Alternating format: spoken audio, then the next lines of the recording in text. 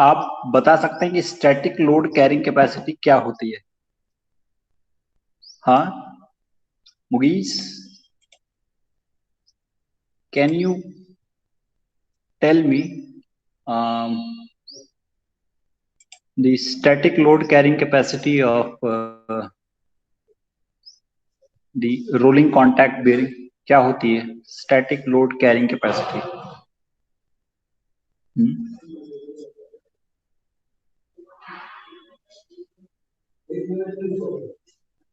बताइए भाई, मुगीस, अदील, शहबाज अंसारी, बताएं भाई। Static load C carrying naught sir, capacity. C not.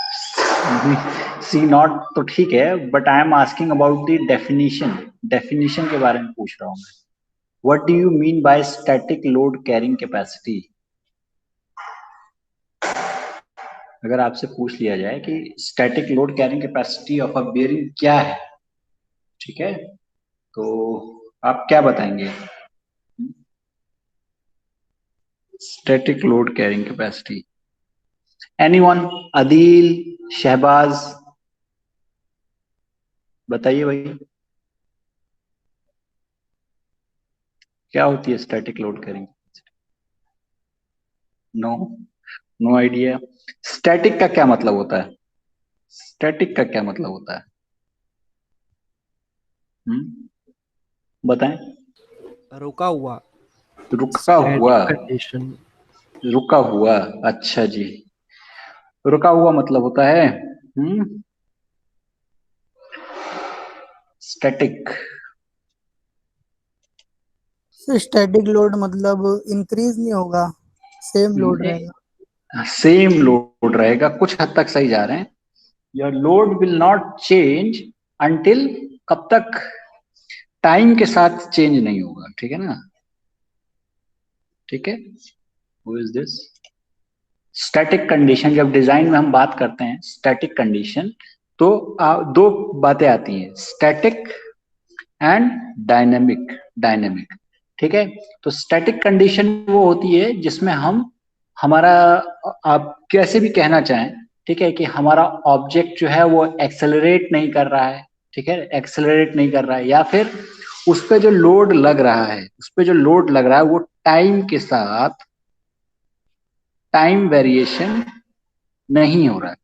Time variation नहीं हो रहा है, टाइम के साथ no time variation, no time variation. अगर आपने किसी ऑब्जेक्ट पे कोई लोड लगाया, किसी स्ट्रक्चरल मेंबर पे कोई लोड लगाया, और वो आपका स्ट्रक्चरल मेंबर पे जो लोड लग रहा है वो टाइम के साथ वेरी नहीं कर रहा है, कहने का मतलब है कि अभी आपने मान लीजिए इस पे 1000 न्यूटन का लोड लगा दिया, 1000 न्यूटन का लोड लगा दिया, अब ये टाइम के साथ वेरी नहीं करेगा, ठीक है। मतलब आज लगाया, आज देखा तब भी 1000 न्यूटन ही है, कल देखा तब भी 1000 न्यूटन ही है, परसों देखा तब भी 1000 न्यूटन, तो वो स्टैटिक कंडीशन में हो गया, ठीक है। इसके एग्जांपल्स आपके बिल्डिंग स्ट्रक्चर्स वगैरह होते हैं, ठीक है, तो उसमें आपका टाइम के साथ वेरी नहीं करता है भाई। लेकिन डायनेमिक लोड्स जो होते हैं वो टाइम के साथ वेरी करते हैं, टाइम के साथ वेरी करते हैं, ठीक है, टाइम के साथ वेरी करते हैं, और ये ज्यादा इंपॉर्टेंट होते हैं, ये ज्यादा इंपॉर्टेंट होता है, ये ज्यादा डेंजरस होते हैं। डायनेमिक लोड के लिए डिजाइन करना ज्यादा टफ काम होता है, और उसी के लिए इंपॉर्टेंट भी होता है, क्योंकि रियल लाइफ एप्लीकेशन में मैकेनिकल इंजीनियरिंग डिजाइन जितनी भी मशीनरीज आप देखेंगे सब की सब डायनेमिक लोड उन पे लगता ही रहता है। चाहे आप बाइक, अपना ऑटोमोटिव इंजीनियरिंग, ऑटोमोबाइल्स देख लें, या कोई भी टाइप की मशीनरी, उसमें हमेशा ही टाइम वेरिंग लोड लगता है, ठीक है। तो डायनेमिक लोड्स लगते रहते हैं, ठीक। सो तो ये बात हो गई स्टैटिक लोड और डायनेमिक लोड की। अब static load carrying capacity of a bearing क्या होगा भाई? हाँ, तो बियरिंग के लिए आप बाय डिफॉल्ट इसको याद रख लीजिए, ठीक है ना, इस डेफिनेशन को याद कर लीजिए, ठीक है। Static load carrying capacity of a bearing is defined as the static load, ठीक है, static load C naught which corresponds to a total deformation of the balls and the races at most heavily stressed point of contact equal to क्या 0.001 of ball diameter. Ball diameter कहने का क्या मतलब है कि आपका जो टोटल डिफॉर्मेशन बियरिंग में आएगा, ठीक है, जो कि मोस्ट हैवीली लोडेड पॉइंट होगा या स्ट्रेस पॉइंट होगा, तो उसमें जो डिफॉर्मेशन होगा वो कितना हो भाई, बॉल डायमीटर के इतने टाइम्स टाइम्स डी, ठीक है, इट इज हियर, ठीक है। तो जिस लोड पे इतना डिफॉर्मेशन आ जाए, जिस लोड पे इतना डिफॉर्मेशन आ जाए बियरिंग के अंदर, उसी लोड को हम कहते हैं स्टैटिक लोड कैरिंग कैपेसिटी। अब इसके ऊपर गए तो मतलब हम ये मान के चलेंगे कि बियरिंग फेल हो चुकी है, ठीक है, इससे ज्यादा डिफॉर्मेशन आया तो हम मानेंगे कि बियरिंग फेल हो गई, ठीक है। ठीक, तो अभी आ रही बात समझ में, स्टैटिक लोड कैरिंग कैपेसिटी क्या होता है, ठीक है। तो स्टैटिक लोड कैरिंग कैपेसिटी को डिफाइन करने के लिए हमारे पास ट्राइबैक्स इक्वेशन थी, ट्राइबैक्स इक्वेशन थी, ठीक है, and we had derived it. और इसको आप एक बार खुद से भी डिराइव करें और समझें, जहां कहीं इशू आता है प्लीज डिस्कस, ठीक है। Now coming to dynamic load carrying capacity of the bearing, dynamic load carrying capacity of the bearing, ठीक है। Dynamic load carrying capacity of the bearing start करने से पहले हम बात करेंगे life of a bearing, life of a bearing, ठीक है, लाइफ ऑफ अ बियरिंग, ठीक। तो पहले ये बताइए भाई, लाइफ से क्या मतलब समझ रहे हैं आप लोग, किसी भी मशीन एलिमेंट की लाइफ का क्या मतलब, कोई बताएगा? What do you mean by life of any machine element? Life of any machine element, कोई भी मशीन एलिमेंट है या कोई भी स्ट्रक्चर है, उसकी लाइफ से आप क्या समझते हैं, बताएं। What do you understand by, और what do you mean by life of any machine element? Sir जो डिजायर्ड आउटपुट है, जितने टाइम तक वो डिजायर्ड आउटपुट देगी वो टाइम को उसकी लाइफ बोलेंगे। एग्जैक्टली, ठीक है। अच्छा जी, बात तो एकदम सही है। तो ये बात एकदम सही है कि आपने कोई मशीन एलिमेंट बनाया, अब उसका कुछ स्पेसिफिक काम है, उसका कुछ स्पेसिफिक काम है, ठीक है। लेट से आपने कोई बोल्ट बनाया, बोल्ट, ठीक है, नट एंड बोल्ट का एक पेयर बनाया आपने, और क्या किया आपने, नट एंड बोल्ट कब तक सही काम कर रहा है, मतलब उसको दो पार्ट्स को जोड़ने का काम करना था, ठीक है। तो अगर वो सॉरी, अगर वो ये काम नहीं, कब तक मान लीजिए सॉरी, आपने दो पार्ट्स को उससे जोड़ दिया, दो पार्ट्स को जोड़ दिया आपने, उसका इस्तेमाल करते हुए, नट एंड बोल्ट्स का इस्तेमाल करते हुए दो पार्ट्स को जोड़ दिया, एंड कुछ टाइम के बाद, ठीक है ना, एक महीने दो महीने बाद वो बोल्ट टूट गया, ठीक है ना, या लूज हो गया, ठीक है ना, लूज हो गया, ठीक, या उसके थ्रेड्स जो है वो घिस गए घिस गए, तो उसकी लाइफ मतलब क्या हो गई, खत्म हो गई, इट्स लाइफ इज ओवर, ठीक है ना। तो उसकी लाइफ, हम किसी भी मशीन एलिमेंट की लाइफ को ऐसे ही डिफाइन करते हैं जैसे कि जो उसका डिजायर्ड आउटपुट है, कब तक वो अपना प्रॉपर फंक्शनिंग कर रहा है वो मशीन एलिमेंट, ठीक है। तो बियरिंग के केस में उसकी लाइफ लाइफ क्या होगी भाई, बियरिंग के केस में उसकी लाइफ क्या होगी, बियरिंग के केस में जो लाइफ ऑफ बियरिंग है, ठीक है ना, तो पहली बात तो हम ये करते हैं कि इंडिविजुअल बियरिंग की बात करते हैं, ठीक है, ऑब्वियस सी बात है, इंडिविजुअल बियरिंग की बात करेंगे।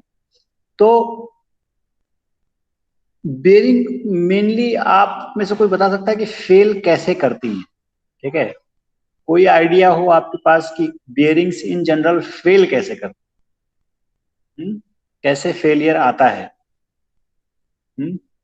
Any idea? You all have heard about fatigue, fatigue, ठीक है, फटीग क्यों, फटीग फेलियर क्या होता है भाई, साइक्लिक लोड की वजह से होता है, साइक्लिक लोड की वजह से आपकी बियरिंग में आता है फटीग फेलियर। हमेशा बात ऑब्वियसली बात है, सही है एकदम कि भाई बार बार रिवर्सल ऑफ लोड लगा रहता है, ठीक है। तो उसकी वजह से, साइक्लिक लोड की वजह से आपका बियरिंग में फटीग फेलियर होता है। फटीग फेलियर क्या होता है भाई, फटीग फेलियर जब साइक्लिक लोड लगता है तो आपके बियरिंग्स में या मशीन एलिमेंट्स में स्टार्ट होता है क्रैक से, ठीक है, क्रैक का साइन आता है, ठीक है ना, क्रैक का आना शुरू होते हैं, ठीक है, क्रैक फॉर्मेशन होता है, ठीक है, ठीक, एंड पहले स्मॉल क्रैक इनिशिएट होगा and then this crack will start to grow and this is known as propagation and at last it will fracture, ठीक है। इस तरीके से आपका फटीग फेलियर होता है, ठीक है। तो बियरिंग का फेलियर कब माना जाएगा? जब आपकी क्रैक फॉर्मेशन हो जाए, बियरिंग में पहला क्रैक आ जाए, ठीक है ना, तभी मान लेंगे कि भाई बेयरिंग फेल कर गई। ऐसा इंतजार नहीं करेंगे कि बेयरिंग एकदम से बीच से पूरा टूट जाए उसके बाद ही हम मानेंगे कि ये फेल कर गई, नहीं। In design you have to always take it as a failure at the first crack, ठीक है ना, at the evidence of the first crack. जैसे ही पहला क्रैक फॉर्म हो जाए तभी आप मानेंगे क्या कि बेयरिंग फेल कर गई, ठीक है। तो in language you can say life of an individual ball bearing is defined as the number of revolutions or hours of service at a given constant speed which the bearing runs before the first evidence of the fatigue crack in balls or races। Bearing के किसी component में पहला crack आ जाए, ठीक है ना, form हो जाए, तभी हम मान लेंगे कि भाई ये बेयरिंग फेल कर गई। इंतजार नहीं करेंगे कि बेयरिंग के बीच से 2 टुकड़े हो जाए तभी हम मानेंगे कि नहीं, हम तभी मान लेंगे बेयरिंग फेल कर गई जब उसमें पहला क्रैक इनिशिएट हो जाए, ठीक है, ठीक। अच्छा, ये तो बात हो गई कि लाइफ के बारे में कि मतलब क्या लाइफ होती क्या है, लेकिन एक्चुअल में मेजर किस में करते हैं? बियरिंग की लाइफ को मेजर किस में करते हैं? बियरिंग लाइफ को मेजर किस में करते हैं? बियरिंग का काम होता है भाई, रोटेट करती है, रिवॉल्व करती है, ठीक है, तो there are 2 methods to measure the life of the, दोनों एक दूसरे में इंटरचेंजेबल हैं। फर्स्ट वन इज कि नंबर ऑफ रेवोल्यूशंस कितनी चली, नंबर ऑफ रेवोल्यूशंस, कोई बियरिंग है वो कितने रेवोल्यूशंस चली, ठीक है, कितने रेवोल्यूशंस, कोई बियरिंग कितने रेवोल्यूशंस चली, ठीक है, how many revolutions a bearing has completed, ठीक है, ठीक है। तो नंबर ऑफ रेवोल्यूशंस, और इसे किस में मेजर करते हैं भाई? मिलियंस ऑफ रेवोल्यूशंस, ठीक है, दसियों लाख रेवोल्यूशंस चलती है भाई बियरिंग्स, दसियों लाख रेवोल्यूशंस, ठीक है, रेवोल्यूशन। और sometimes instead of giving the number of revolutions a bearing has completed, the examiner provides what? The bearing is running at some speed for so many hours, ठीक है। Let's say अगर मैं कहूं कि एक बेयरिंग है, इसकी लाइफ 8 घंटे है, कितने पे? 1000 आरपीएम पे। The bearing is having a life of 8000 hour at कितना? 1000 आरपीएम, ठीक है। तो can you tell me the life of the bearing in number of revolutions, आप बता सकते हैं मुझे कि नंबर ऑफ रेवोल्यूशंस में कितनी लाइफ होगी इस बेयरिंग की? बताइए, who will tell? Adeel, Amin, Abdullah, Mugheez and who is this? Shahbaz. कि अगर मैं कह रहा हूं कि बेयरिंग की लाइफ जो है 8000 घंटे है, 8000 आवर एट 1000 आरपीएम,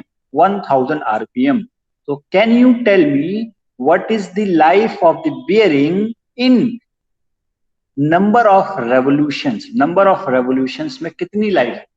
बताइए, बताएं भाई, कैलकुलेट करके। कैसे करेंगे कैलकुलेट?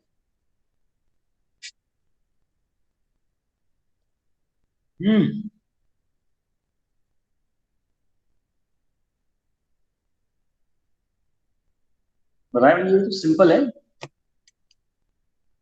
मल्टीप्लाई कर देंगे सर दोनों को। हाँ तो कैसे करेंगे बताइए। हाँ सिंपल सी बात है भाई। 1000 आरपीएम का क्या मतलब है? 1000 आरपीएम का मतलब है एक मिनट में 1000 आरपीएम। ठीक है, एक मिनट में 1000 आरपीएम चलेगी। ठीक है ना, मतलब एक मिनट में, सॉरी आरपीएम कह रहा हूं, एक मिनट में 1000 रेवोल्यूशंस। ठीक है, और 60 मिनट या फिर 1 आवर में कितने रेवोल्यूशंस? कितने रेवोल्यूशन? 60,000 रेवोल्यूशंस।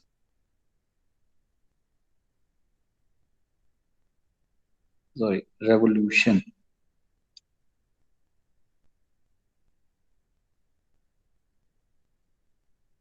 ठीक है, नाउ एक घंटे में 60,000 रेवोल्यूशंस, देन 8,000 आवर्स में, 8,000 आवर्स में कितने revolutions? 8,000 into 60,000 revolutions, and this is what? 8 6 of 48. 48 480 into 10⁻⁶। और इसको आप ऐसे भी लिख सकते हैं क्या? 480 into 10⁻⁶ और 480 मिलियन रेवोल्यूशंस। ठीक है, तो ये हो गई बेयरिंग लाइफ। ठीक है, इस तरीके से भी आप कन्वर्ट कर सकते हैं, इस तरीके से भी आप कन्वर्ट कर सकते हैं। ठीक है, तो ये बात आ रही समझ में कि लाइफ मेजर किस में करते हैं? ठीक है, बेयरिंग की लाइफ को मेजर किस में करते हैं? There are 2 parameters. पहला कौन सा भाई? Number of revolutions, and the other one is the time and the speed of the bearing के टर्म्स में आप लाइफ को रिप्रेजेंट करते हैं। ठीक है, दो तरीके से। ठीक है, तो इंडिविजुअल बेयरिंग की लाइफ तो हमें पता लग गई कि भाई ये होती है कि पहला क्रैक जब बन जाए तभी समझ लीजिए कि बेयरिंग की लाइफ खत्म।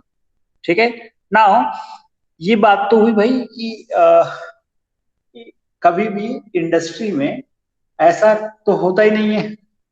जैसे आप बेयरिंग खरीदने जाइए, ठीक है, बेयरिंग खरीदने जाइए और कहिए कि पूछिए जा करके उससे कि ये बेयरिंग कितना चलेगी। ठीक है, तो क्या तरीका हो, कैसे बताएगा वो? या आप मान लीजिए बेयरिंग बना रहे हैं, ठीक है, if you are making some bearings, ठीक है, एंड समबडी आस्क्स यू कि भाई ये बेयरिंग कितनी, इसकी लाइफ कितनी है? ठीक है, तो आप कैसे बताएंगे? एक ही तरीका है क्या? टेस्ट करके बताएंगे भाई इतना दिन चलाया, इतना देर चलाया, इतने रेवोल्यूशन चली और उसके बाद फेल कर गई। ठीक है, लेकिन कोई कस्टमर आएगा आपके पास तो क्या करता है? वो बियरिंग खरीदता है और वो अपने यूटिलाइजेशन के लिए इस्तेमाल करता है। लेकिन अगर आप पहले ही इस्तेमाल कर चुके होंगे हर बियरिंग को, ठीक है, तो वो कैसे वो तो फिर किसी यूटिलिटी का रहेगा ही नहीं। ठीक है, so what you do is, कभी भी आप इंडिविजुअल बियरिंग की लाइफ नहीं निकालते। ठीक है ना, इंडस्ट्री में या मैन्युफैक्चरर जो है वो इंडिविजुअल नहीं निकालता है। ठीक है ना, कि एक एक बियरिंग की लाइफ नहीं निकाल रहा है। वो जो उसका लॉट बनता है, ठीक है ना, कि ढेर सारी बियरिंग्स बन रही हैं, ढेर सारी बियरिंग्स बन रही हैं, and he does this sampling, he does this sampling of the bearings. ठीक है ना, कि मान लीजिए 10,000 बियरिंग्स बनाई गई, 10,000 बियरिंग्स बनाई गई, उसमें से उन्होंने 100 बियरिंग्स उठा ली, 100 बियरिंग्स उठा ली। अब उन 100 बियरिंग्स की टेस्टिंग कर ली गई, एट रैंडम 100 बियरिंग्स उठा ली गई और उन 100 बियरिंग्स की टेस्टिंग हुई, सैम्पलिंग हुई कि कितनी लाइफ है। ठीक है, एंड अब उस 100 में से देखा जाता है कि 90% बियरिंग्स जो हैं, 90% जो बियरिंग्स हैं उनकी लाइफ, मिनिमम लाइफ कितनी है, ठीक है ना, मतलब उन 90% बियरिंग्स जो हैं, ठीक है, उनकी लाइफ कितनी है, ठीक है। एंड उन 90% बियरिंग्स की जो लाइफ होती है, ठीक है, ठीक, जो उसी को हम एवरेज, मतलब उसी को हम बेरिंग की लाइफ मान के चलते हैं, बेरिंग की लाइफ मान के चलते हैं, या फिर बेरिंग की लाइफ को रेट करते हैं, रेट करते हैं, ठीक है ना, ठीक, क्योंकि हम इंडिविजुअल बेरिंग की लाइफ टेस्ट नहीं करते, वी डू सैम्पलिंग, ठीक है ना, मैन्युफैक्चरर जो है वो सैम्पलिंग करता है, ठीक है। एंड इसी तरीके से हम डिफाइन करते हैं in industry, life, rating of life define करते हैं, ठीक है। And that is defined as the rating of a life of a group of apparently identical ball bearings is defined as the number of revolutions that 90% of the bearings will complete or exceed before the first evidence of the crack, first evidence of the crack, ठीक है। सो rating, इस तरीके से हम bearing की life को rate करते हैं, बेरिंग की लाइफ को रेट करते हैं, ठीक है। क्या रेटिंग ऑफ लाइफ क्या है कि 90% बेरिंग्स जो हैं, 90% बेरिंग्स जो हैं वो मिनिमम जो लाइफ एक्सीड करेंगी, या minimum light, minimum number of revolutions complete करेंगी before the first evidence of the fatigue crack will be termed as the rating of the rating life or rated life, rated life of the bearing, of the bearing, ठीक है, bearing, ठीक है, rated life और rating of the life of the bearing, ठीक है। ये बात आपको समझ में आ रही है कि life of individual bearing and rating of the या rated life of the bearing क्या है, बेरिंग की लाइफ को रेट कैसे करते हैं, बताएं भाई। इसमें कुछ ऐसा चीज जो आपको समझ में ना आ रहा हो, लैंग्वेज प्रॉब्लम या कुछ ऐसा इशू? अदील, अमीन, अब्दुल्ला, मुगीज, शहबाज, बताएं भाई, इसमें कोई ऐसा इशू आ रहा हो, कोई चीज ऐसी जो समझ में ना आ रही हो, you can ask, we sir can discuss. Rating life और रेटेड लाइफ। नहीं, अच्छा, रेटेड लाइफ और ये दोनों सेम चीजें हैं, रेटेड लाइफ और रेटिंग ऑफ और रेटिंग लाइफ जो है बेरिंग की वही है। देखिए, हाँ अदिल कुछ कह रहे हैं क्या?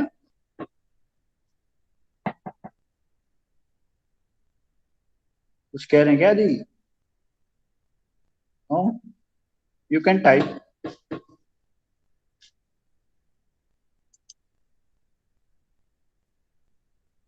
ओके, देखिए, कुछ नहीं है, लाइफ ऑफ इंडिविजुअल बेरिंग तो आपको समझ में आ रही है कि हर बेरिंग जो है उसकी लाइफ कितनी होगी, जितना वो पहला क्रैक फॉर्मेशन पे आपको नंबर ऑफ रेवोल्यूशन जितने कंप्लीट करे वो आपकी रेटिंग, सेकंड नाम है, लाइफ ऑफ इंडिविजुअल बेरिंग होगी।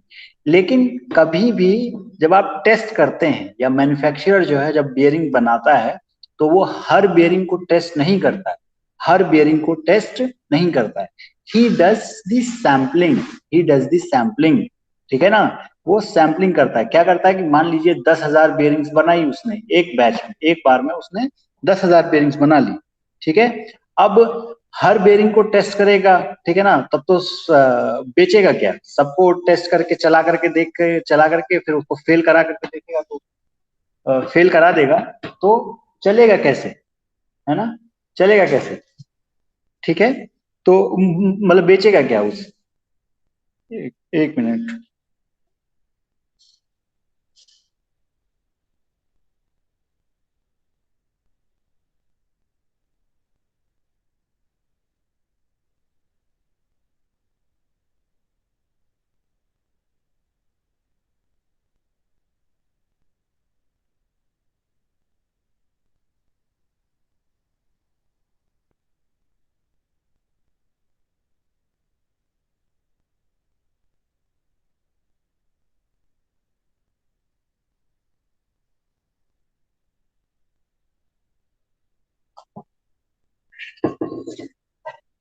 और अक्सर सर को बोल के मेरे को लैब असिस्टेंट का वो लैब असिस्टेंट आपका सब मेरे को करना पड़ रहा है, लैब असिस्टेंट का भी कभी।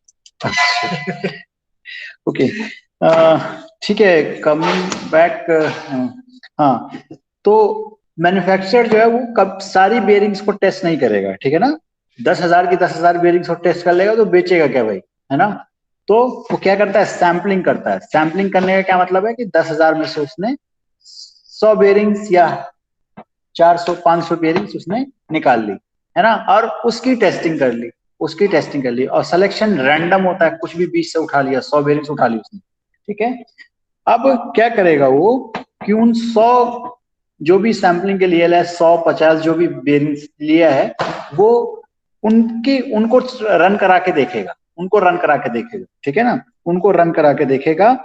एंड ही विल सी कि हर बेरिंग कितना, जैसे मान लीजिए 100 बेरिंग्स हैं, तो बेरिंग 1 चली कितनी, 480। सॉरी, एक मिनट,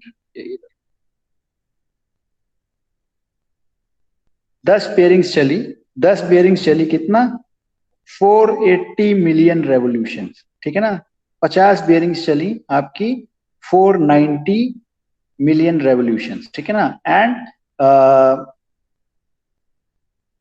30 बेरिंग्स चली आपकी कितना, 30 बेरिंग्स चली आपकी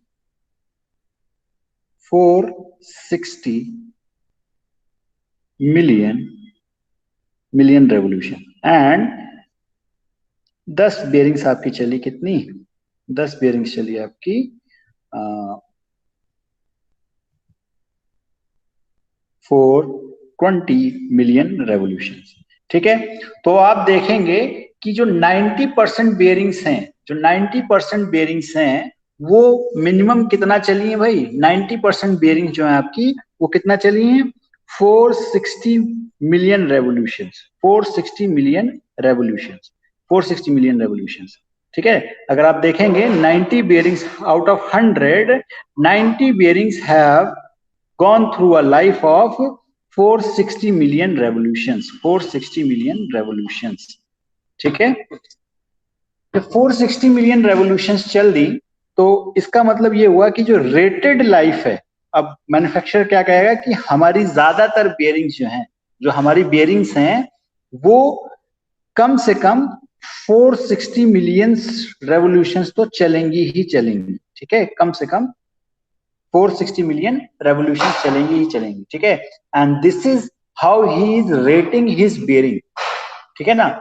अपने बेरिंग्स पे लेबल लगा रहा है वो, ठीक है, कि मेरी बेरिंग्स की लाइफ इतनी है, ठीक है। So how he rates is this way कि 90% बेरिंग्स जो हैं, उसकी सैंपलिंग की जो 90% बेरिंग्स जो हैं, वो मिनिमम कितना चल रही है, मिनिमम लाइफ उनकी कितनी है, ठीक है। मिनिमम लाइफ कितनी है, कितना minimum number of revolutions complete कर रही हैं, ठीक है। अभी आई ये बात समझ में, यस और नो, ओके ओके, ठीक है भाई। सर ये सॉफ्टवेयर से टेस्ट कर सकते हैं क्या, सॉफ्टवेयर से बेरिंग देखिए, लाइफ? नहीं, सॉफ्टवेयर से कैसे टेस्ट करिएगा, जैसे सॉफ्टवेयर, वो मटेरियल रहता है ना, जैसे हाँ कास्ट आयरन की बनी है, स्टील की बनी है, फिर उसका हाँ अल्टीमेट टेंसाइल स्ट्रेस है, तो हाँ, वैसे। नहीं देखिए, बात वो नहीं होती है, बात ये होती है कि सॉफ्टवेयर पे जब आप डिजाइन करते हैं, तो आपको एक अंदाजन मिल जाता है, अंदाजा मिल जाता है, but you can not rely on software 100%, ठीक है ना। फुल्ली आप सॉफ्टवेयर पे रिलाई कभी कर ही नहीं सकते, वो आपको सैम्पलिंग करनी ही पड़ेगी। क्यों, क्योंकि सॉफ्टवेयर में एक इश्यू होता है, वो सारी की सारी आइडियल कंडीशन लेके चलता है, ठीक है। फॉर एग्जाम्पल, आपने बियरिंग बनाने के लिए मटेरियल मंगवाया, ठीक है। जब आपने डिजाइन किया था, तो आपने क्या, किस पे डिजाइन किया था, स्टील पे, ठीक है, स्टील पे आपने डिजाइन किया था। और क्वालिटी आपकी, सॉफ्टवेयर तो ये मान के चल रहा है ना कि क्वालिटी आपकी स्टील की बहुत अच्छी है, एकदम 100%, एकदम जो best of the best quality जो है, उसी वही स्टील है आपके पास, उसमें कोई इम्प्योरिटी या कुछ ऐसा नहीं है, गड़बड़ नहीं। लेकिन जो आपका सप्लायर है, जो आपका सप्लायर है, जरूरी नहीं, वो जानबूझ के नहीं कर रहा होता है, लेकिन मैन्युफैक्चरिंग में या कास्टिंग में, स्टील की कास्टिंग में जब या स्टील बनाने में ही कभी ना कभी कुछ ना कुछ फॉल्ट हो जाती है, ठीक है, कभी ना कभी कुछ ना कुछ फॉल्ट हो जाती है, ठीक है। तो मटेरियल में भी गड़बड़ हो सकती है, ठीक। अब फिर उसके बाद जब मटेरियल, चलिए मान लीजिए मैन्युफैक्चरर ने आपको मटेरियल भी बहुत अच्छा दिया, ठीक है, तो अब आपकी मशीनरी की प्रॉब्लम आती है, ठीक है, ठीक, क्योंकि मशीनिंग करते वक्त, ठीक है, हाउ यू डू मशीनिंग, कुछ ना कुछ एरर आ ही जाता है, ठीक है, कोई स्क्रैच एक्स्ट्रा लग गया उस पे, सो या कोई डेंट लग गया, तो वो सारी चीजें सरफेस फिनिश आपकी अच्छी नहीं हुई, तो ये सब की सब आपकी बेयरिंग की लाइफ को इफेक्ट करते हैं, ठीक है ना। That's why you can not rely on software results पे आप रिलाई नहीं कर सकते, ठीक है, you have to test it, आपको ये टेस्ट करना ही पड़ेगा हर हालत में, कुछ भी हो जाए, ठीक है। ये बात आ रही समझ में? Yes sir, yes sir. ठीक, okay. Now now we are in a position to understand कि डायनेमिक लोड कैरिंग कैपेसिटी क्या होती है, डायनेमिक लोड कैरिंग कैपेसिटी क्या होती है, ठीक है।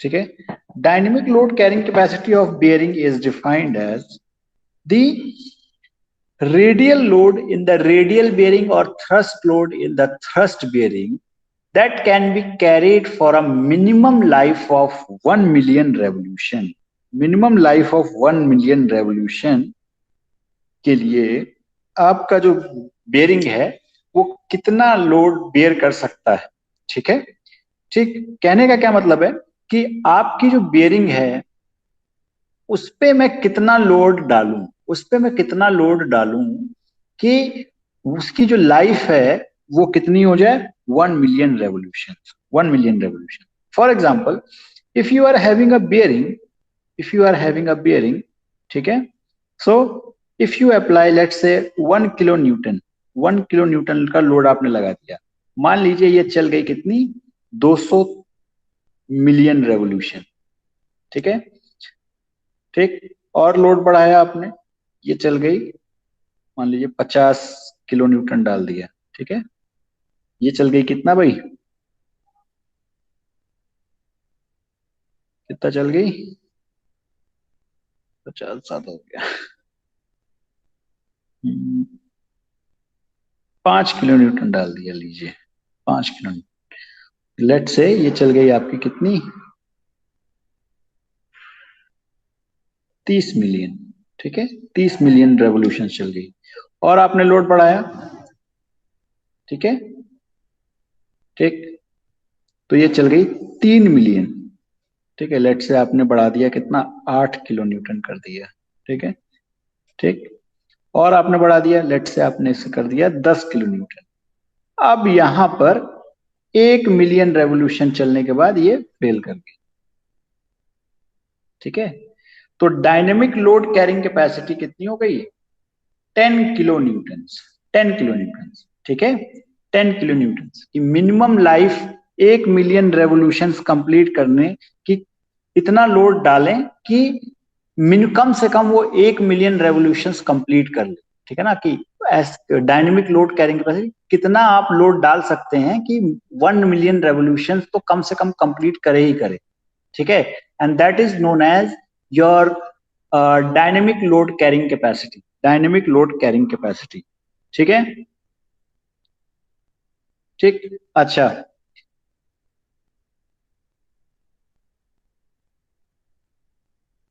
अब बात करते हैं, यहां पर एक बहुत कॉमन टर्म इस्तेमाल होता है, ठीक है, equivalent load on the bearing, equivalent bearing load या फिर equivalent load on the bearing. ये क्या होता है, ये एक्चुअल में होता ये है कि जैसे अगर आप बात करें सिंपल क्या नाम है, रोलिंग कॉन्टैक्ट बेयरिंग की, ठीक है, बॉल बेयरिंग्स की बात करें तो उसमें आपका बॉल्स होते हैं, ठीक है, तो सिर्फ और सिर्फ सॉरी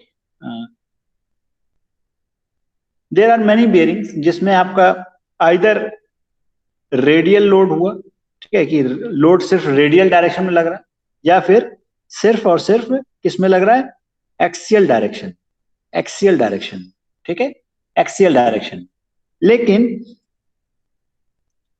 कुछ बेरिंग्स आपकी ऐसी भी हैं जैसे टेपर्ड रोलर बेरिंग है, एंगुलर कॉन्टैक्ट बेरिंग है। इसमें क्या होता है भाई, आपके बेरिंग पे दोनों टाइप का लोड लग रहा है, दोनों टाइप का लोड लग रहा है, रेडियल भी लग रहा है और एक्सियल भी लग रहा है, एक्सियल भी लग रहा है।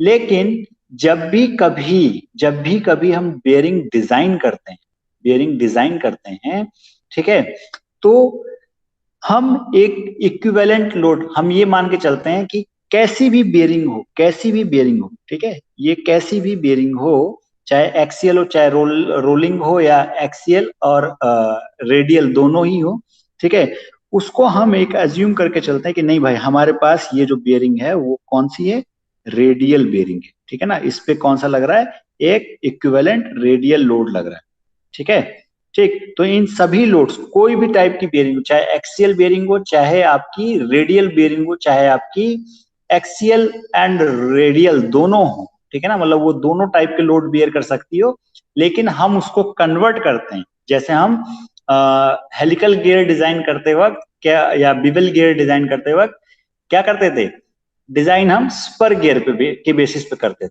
ठीक है।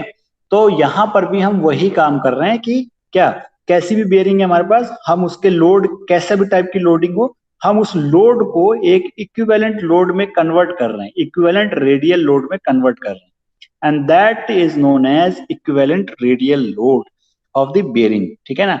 And it is given by P is equal to XV, P is equal to X times V into FR. FR is your radial load plus Y times FA is your axial load. Axial load bearing पे जितना radial load लग रहा है FR and axial load कितना लग रहा है FA, ठीक है, ठीक। तो P equivalent, this is equivalent load, equivalent dynamic load, it is given by, it is equal to X times V into FR, that is radial load plus Y into FA, ठीक है, Y into FA. X and Y are constants. X and Y are constants, and value of these has been tabulated for different parameters, ठीक है ना। अलग अलग parameters के लिए हमारी ये वैल्यू टेबुलेटेड है, ये वैल्यू हमारी टेबुलेटेड है, ठीक है। And V is the race rotation factor, V is the race rotation factor, ये भी एक फैक्टर है and its value is also constant, ठीक है। तो X एंड Y की वैल्यू तो हम टेबल से देखते हैं, ठीक है, टेबुलेटेड डेटा से ले लेते हैं हम लोग, लेकिन V जो है हमारा रेस रोटेशन फैक्टर, इसकी वैल्यू कांस्टेंट होती है। और ये किस बात पर डिपेंड करती है, रेस रोटेशन फैक्टर इस बात पे डिपेंड करता है कि आपका जो रोटेशन हो रहा है बियरिंग में, वो इनर रेस रोटेट कर रहा है कि आउटर रेस रोटेट कर रहा है, ठीक है, इनर रेस रोटेट कर रहा है कि आउटर रेस रोटेट कर रहा है। If your inner race is rotating, if your inner race is rotating, then V is equal to 1, and if outer race is rotating, then V is equal to 1.2, ठीक है। अगर आपका inner race rotate कर रहा है, inner वाला part जो है इनर रेस रोटेट कर रहा है, then this is known as, then the value of V, race rotation factor is 1, and if outer race is rotating, then your race rotation factor is 1.2, ठीक है। And this is how you calculate the effective load on the bearing, effective load on the bearing. And it is very simple कि क्या, अगर आपका F is 0 तो ये आपका simple ये फैक्टर बचेगा, इफेक्टिव लोड, ठीक है ना। एंड P इफेक्टिव, अगर आपका रेडियल लोड 0 हो जाए, प्योर थ्रस्ट बेरिंग हो जाए, तो ये आपका Y क्या हो जाएगा, सॉरी P इफेक्टिव क्या हो जाएगा, Y इंटू FA, ठीक है, ठीक। So it is very simple कि इसमें आपको बहुत ज्यादा कुछ याद नहीं रखना, you have to just remember this relationship, and I suggest that you note it down in your notebook, okay, please note it down, ठीक। now coming to the definition कि equivalent load bearing load जो है वो है क्या, ठीक है, ये तो हमने समझ लिया कि क्या है, ठीक है। Now we see the definition. The equivalent dynamic load is defined as the constant radial load on the radial bearing or thrust load in thrust bearings, which if applied to bearings would give the same life as that of the bearing will attain under the actual condition of forces. ठीक है, it is the equivalent dynamic load that it is equivalent radial load in the radial bearings or thrust load in the thrust bearings, which if applied to the bearings would give the same life. अच्छा, ये जो आप life आप जो bearing design करेंगे तो आपकी bearing P effective की वजह से आपकी बेयरिंग की लाइफ चेंज नहीं होगी, ठीक है ना। पी इफेक्टिव की वजह से बेयरिंग की लाइफ चेंज नहीं होगी, लाइफ सेम रहेगी जो नई, ठीक है ना, ठीक। So you also note down the definition of this also. Now one thing I want to ask, if अगर इसमें आपको कोई इश्यू आ रहा है क्या, इसमें कोई ऐसी चीज जो समझ ना आ रही हो?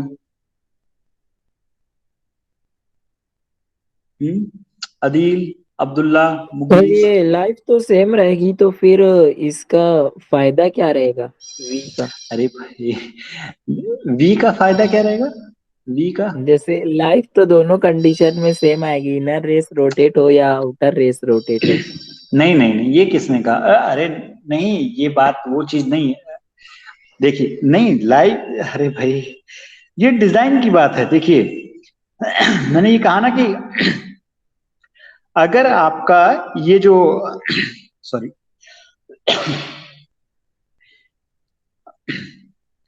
देखिए, सिर्फ रेडियल बेरिंग है, मतलब रेडियल लोड लग रहा है, तब तो आपका ये जो फैक्टर है, ये तो वाला पोर्शन तो खत्म हो जाएगा, ठीक है ना, सिंपल सी बात हो जाएगी, ठीक है।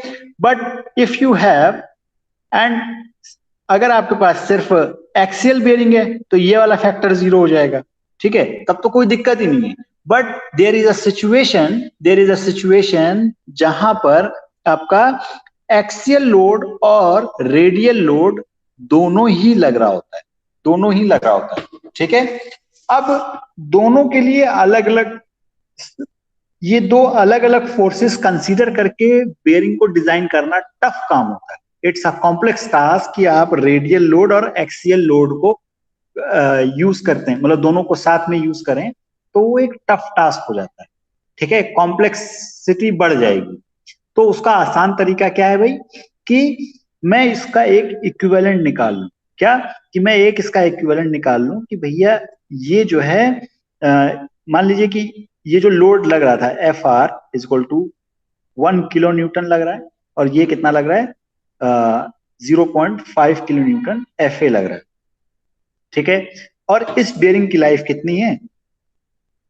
100 मिलियन रेवोल्यूशंस, 100 मिलियन रेवोल्यूशंस, ठीक है ना, 100 मिलियन रेवोल्यूशंस, ठीक। तो अब मैं क्या करूंगा कि अब ऐसे डिजाइन करना ठीक नहीं, है कि मतलब दोनों को मैं कंसीडर करूं, रेडियल लोड को भी कंसीडर करूं और थ्रस्ट लोड को भी कंसीडर करूं। अब करूंगा क्या मैं कि इसको मैं ये इस बेयरिंग को डिजाइन करते वक्त मैं ये रखूंगा कि नहीं भाई, इस पे सिर्फ क्या एक लोड लग रहा है, ये एक बेयरिंग है जो मुझे डिजाइन करनी है जिसपे एक रेडियल लोड लग रहा है, ठीक है ना, जिसपे एक रेडियल लोड लग रहा है, पी इफेक्टिव, ठीक है, पी इफेक्टिव, ठीक। और इस बेयरिंग की लाइफ कितनी है भाई? 100 मिलियन रेवोल्यूशन, ठीक है, 100 मिलियन रेवोल्यूशन, पी इफेक्टिव, ठीक है। And this P effective is given by this, P effective is equal to X V F R plus Y times F A, ठीक है। तो ये पी इफेक्टिव जो है वो इस पे डिपेंड कर रहा है, ठीक है, एफ आर और एफ ए पे, ठीक। ये बात आ रही है, समझ में नहीं आई? ठीक है। और जहां तक बात रही कि इनर रेस रोटेट करे या आउटर रेस रोटेट करे, नहीं भाई, फर्क पड़ेगा, दोनों पे ही फर्क पड़ेगा, ठीक है। जब इनर रेस रोटेट करता है तो there are some different effects, and when outer race rotates there is some different effect, ठीक है ना। दोनों ही केस में आपको डिफरेंट डिफरेंट इफेक्ट्स मिलते हैं, डिफरेंट डिफरेंट इफेक्ट्स मिलते हैं, ठीक है।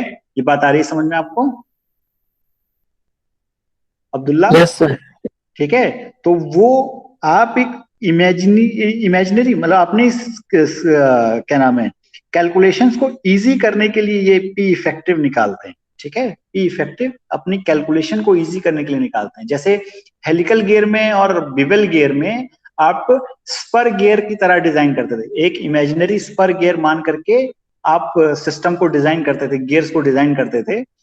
क्यों? क्योंकि वहां पर अगर आप एक्चुअल में डिजाइन करते मतलब हेलिकल गियर और बिवेल गियर ही मान के डिजाइन करते तो आपकी कैलकुलेशन और थोड़ी ज्यादा कॉम्प्लेक्स हो जाती है ना, कॉम्प्लेक्स कैलकुलेशन हो जाती, ठीक है। तो अपनी कैलकुलेशन को सिंप्लीफाई करने के लिए, अपने डिजाइन प्रोसेस को सिंप्लीफाई करने के लिए हम कुछ अजम्पशंस मानते हैं, ठीक है ना, ठीक है। तो वो यहाँ पर भी हमने वही चीज किया है कि हमने इसको एक्सियल और रेडियल ना रख करके सिर्फ और सिर्फ रेडियल रखें, ठीक है, सिर्फ और सिर्फ रेडियल रखिए, ठीक है। तो इसी को हम क्या नाम है इफेक्टिव लोड कहते हैं, इफेक्टिव लोड कहते हैं, ठीक है। इसमें किसी और को कुछ डाउट है? नो, कोई डाउट नहीं? अच्छा जी, आगे बढ़े, बढ़े आगे। हाँ तो बोल दो भाई, हाँ या ना में जवाब दे दें। नो, नहीं बढ़ू आगे, सब चले गए क्या?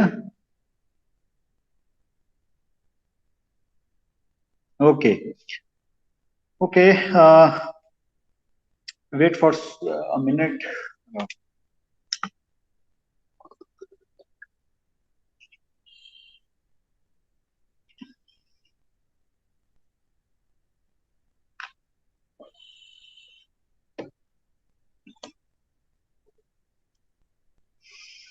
अच्छा जी,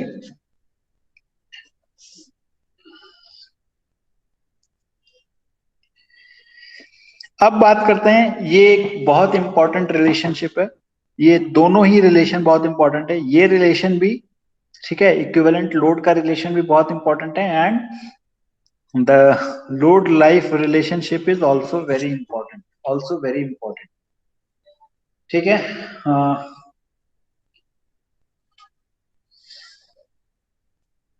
सो देखिए, हमने एक बात कही थी क्या, रेटेड लाइफ, रेटेड लाइफ, ठीक है, रेटेड लाइफ की बात की थी कि 90% ऑफ द बियरिंग जो minimum load sorry minimum life complete करती है उसी को हम रेटेड लाइफ कहते हैं, ठीक है ना।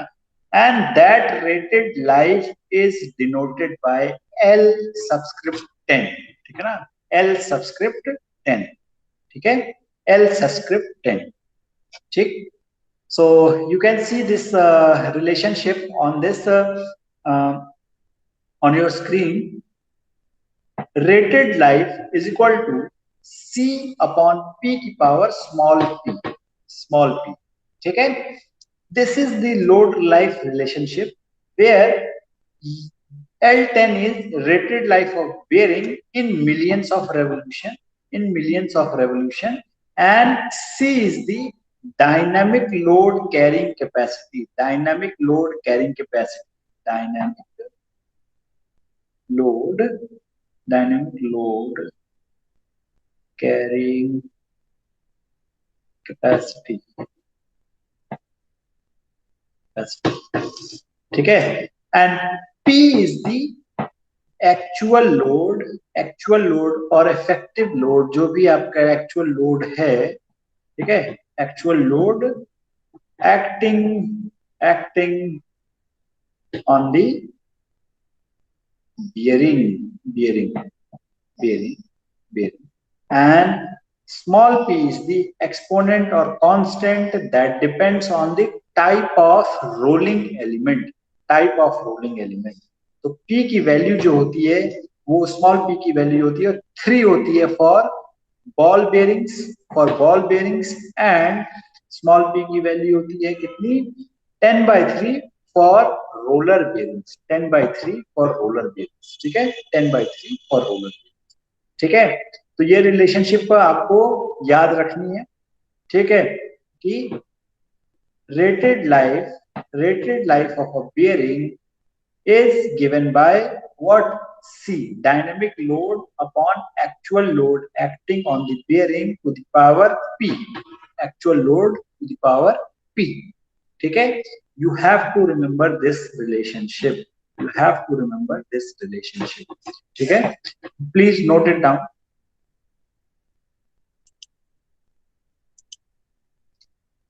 नोट कर लीजिएगा तो फिर बताइएगा, आगे बढ़ते हैं।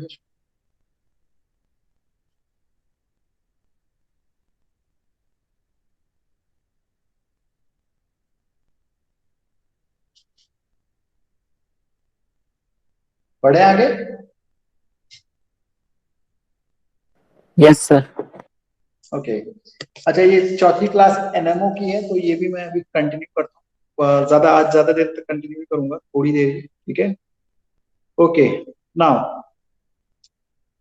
तो भाई अब बात करते हैं, देखिए ये है हमारे पास, ये क्वेश्चन आपको स्क्रीन पे दिख रहा है, please read it, please read it, and I will also read it for you. We have to solve this problem. In a particular application, the radial load acting on a ball bearing is 5 kilonewton, 5 kilonewton, and the expected life for 90% of the bearing is 8,000 hours, 8,000 hours, ठीक है। Calculate the dynamic load carrying capacity for the bearing when the shaft rotates at how much, कितना भाई, 1450 RPM, 1450 RPM, ठीक है, 1450 RPM पे rotate कर रही है बेरिंग, ठीक है।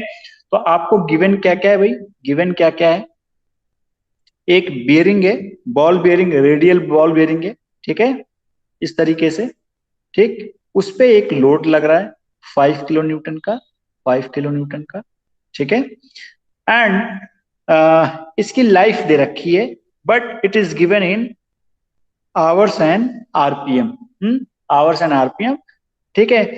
तो आपको क्या क्या गिवन है, गिवन में आपको अगर देखा जाए, गिवन में आपको क्या क्या दिया हुआ है, कैपिटल पी जो लोड लग रहा है वो कितना है, 5 kilo Newton,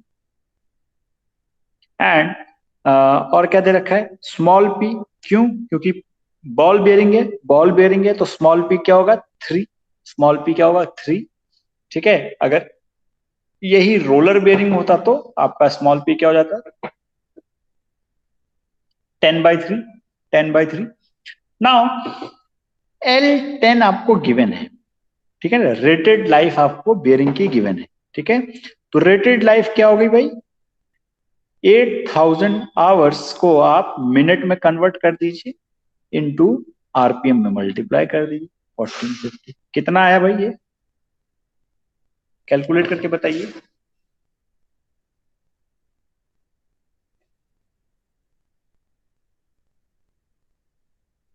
hello,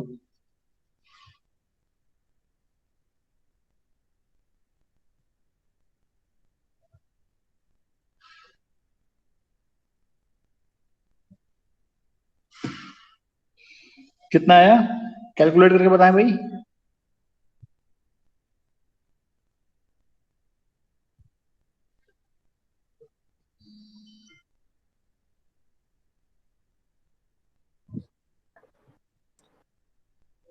six nine six into 10⁶।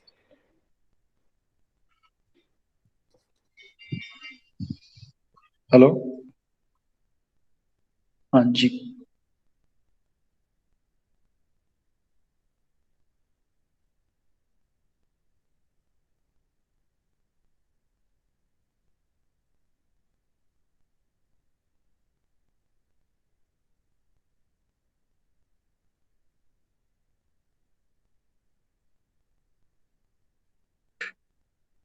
हाँ कैलकुलेट करके नहीं बताया आपने। कितना 696 है? into 10⁶ minute per revolution. 696 into 10⁶ revolution per minute.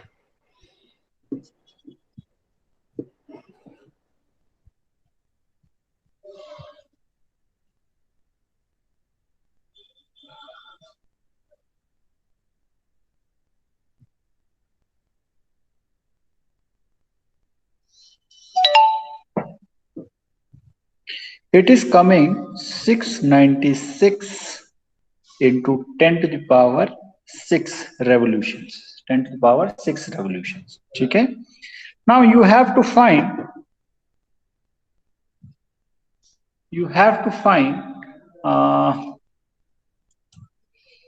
what you have to find C, dynamic load carrying capacity of the bearing, and what it will be? क्या होगी भाई? L10 is equal to C upon T to the power 3. L10 कितना है? 696 is equal to C कितना है? यही तो हमें फाइंड करना है, एंड P is 5000, ठीक है, टू द पावर 3. तो 696, तो C कितना हो गया भाई?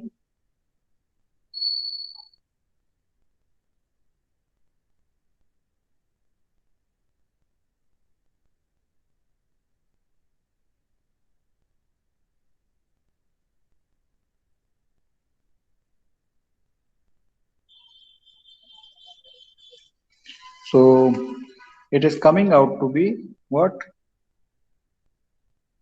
C is 44.31 kilonewton. 44.31 kilonewton.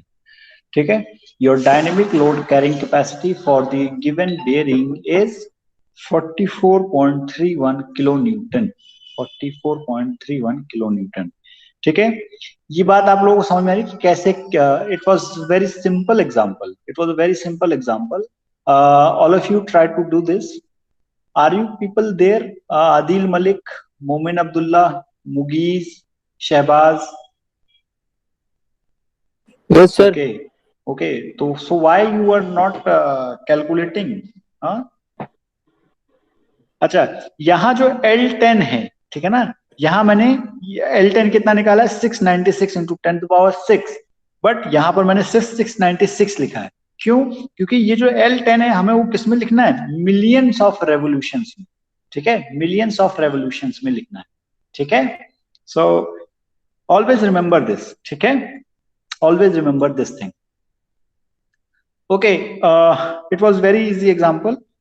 Now a similar problem, and you have to find, try to solve this one.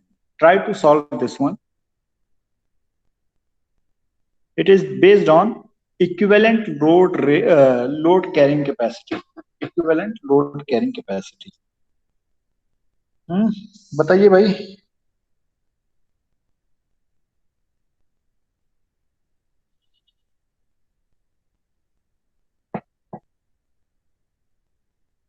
बताइए, ये सिमिलर प्रॉब्लम है आपकी, सिमिलर प्रॉब्लम है, तो कैसे करेंगे भाई?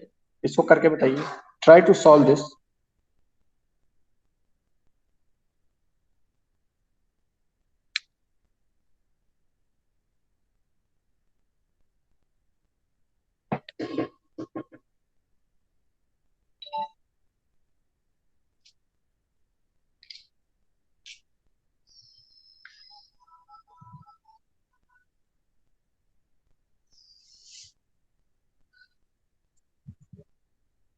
A taper roller bearing has dynamic load carrying capacity of 26 kilonewtons. 26 kilonewtons.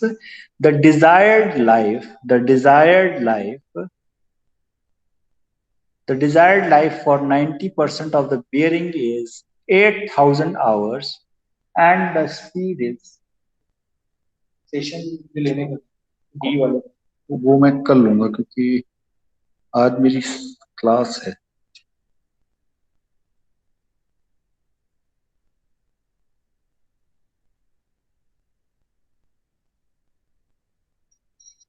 ठीक है। A taper roller bearing has a dynamic load carrying capacity of 26 kilo newton, ठीक है।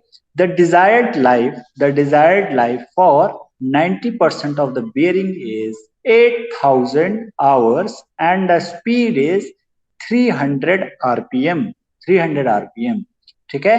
Calculate the equivalent radial load that the bearing can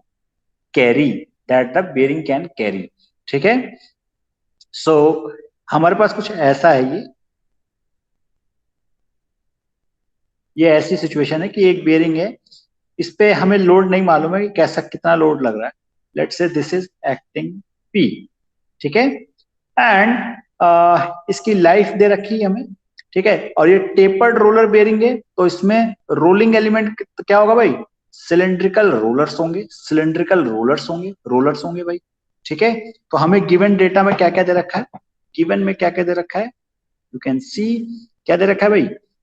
see की value दे रखी है, dynamic load carrying capacity दे रखी है, how much it is? 26 kilo Newton, 26 kilo Newton. And L10 कितना दे रखा है? L10 it is what? 8000 hours, ठीक है। इसको आप कन्वर्ट करें मिलियंस ऑफ रेवोल्यूशंस में, 8000 इंटू कितने पे? Into 60 into 300, 300. So it is coming out to be how much? 648, 144 into 10 144. raised to 6. 144. Yes, exactly. 144 million revolutions. Simple है. Very good. Now the rolling the rolling element is cylindrical rollers, ठीक है। तो small p की value जो होगी, small p की जो value होगी वो क्या हो जाएगी? 10/3, ठीक है। As it was mention earlier कि p की वैल्यू 10/3 हो जाएगी अगर आपका रोलिंग एलिमेंट जो है वो रोलर्स हो, ठीक है ना, रोलर्स हो, ठीक है। And you have to find the value of p, load जो है आपको वो फाइंड करना है, ठीक है। तो you know the relation L10 is equal to what? C upon p to the power small p, ठीक है, स्मॉल p। L10 कितना है भाई? 144, ठीक है। C कितना है? 26 किलो न्यूटन, ठीक है, upon p into 10 to the power 3, 10 to the power 3। अब आपको फाइंड करना है p। बताइए भाई कितना आएगा, कितना आएगा? कैलकुलेट करके बताइए।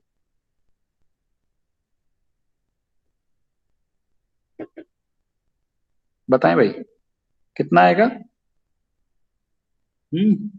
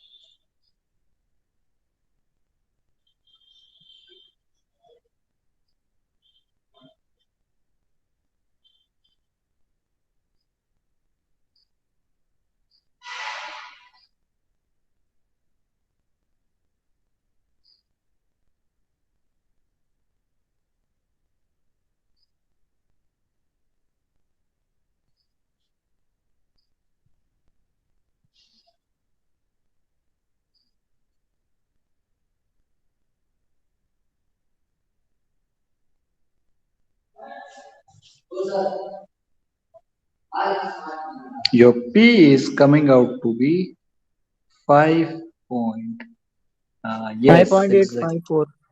Yes, exactly. 5.854 किलो न्यूटन, ठीक है। वेरी गुड, वेरी गुड, ठीक है, वेरी गुड। ओके, सो ये चीजें समझ में आ रही हैं आप लोगों को कि कैसे सॉल्व किया जा रहा है ये प्रॉब्लम? हाँ, these are very easy problems actually. Bearing की सर प्रॉब्लम वो जो है, किलो न्यूटन में, हेलो, हाँ सर वो किलो न्यूटन में था, उसको न्यूटन में नहीं करना पड़ेगा 26 को। नहीं, आप न्यूटन में कर लेंगे तो आपका आंसर जो आएगा वो न्यूटन में आएगा। ठीक है, आपका आंसर न्यूटन में आएगा, क्योंकि ये तो हम लोग सर रेशियो है दोनों में ना। सॉल्व कर सकते हैं।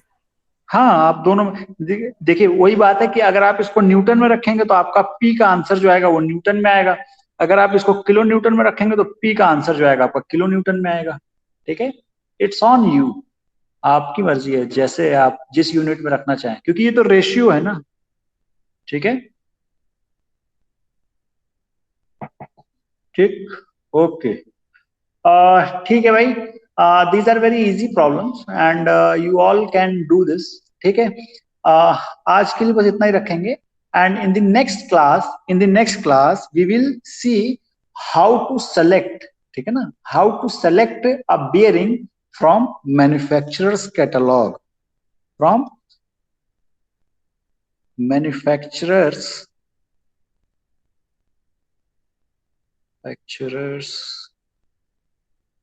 कैटलॉग। ठीक है, कि आपको बेयरिंग की जरूरत है। ठीक है, तो क्या क्या चीजें आप ध्यान रखेंगे बेयरिंग खरीदते वक्त या बेयरिंग सेलेक्ट करते वक्त। ठीक है, बेयरिंग सेलेक्ट करते वक्त क्या क्या ध्यान रखना है। ठीक है, and it will be studied tomorrow. ठीक है, any doubt till now? If you have any query, any doubt, you can ask, otherwise you all are free to leave now। No, okay, thank you. Sir वो इससे पहले वाला question जो था ना उसका आंसर नहीं आ रहा था मेरा। आपका आंसर नहीं आ रहा था? क्या नहीं आ रहा यस था? यहाँ नहीं आ रहा था आंसर? क्या नहीं आया ये देखिए? 696 इंटू 10⁻³ इसको एडजस्ट कैसे करेंगे? अच्छा, 696 इज इक्वल टू क्या है? C अपॉन ये क्या है? P कितना था हमारा? 5000 या 5 किलो न्यूटन रख लीजिए। ठीक है, की पावर 3। तो C बाय, सॉरी, इसको आप लिख सकते हैं C बाय 5000 और इधर 696 की पावर 1/3। हो गया ना, यही तो करना था। ठीक है, इसको हटाएंगे तो दोनों तरफ क्यूब रूट ले लीजिए, तो इसका क्यूब रूट हो गया, ये आ जाएगा, इसका क्यूब रूट लेंगे तो क्यूब है वो कैंसिल हो जाएगा। ठीक है, now you can see C is equal to 696 की पावर 1/3 इंटू 5000। ठीक है, अब चेक करिए आया कि नहीं आया।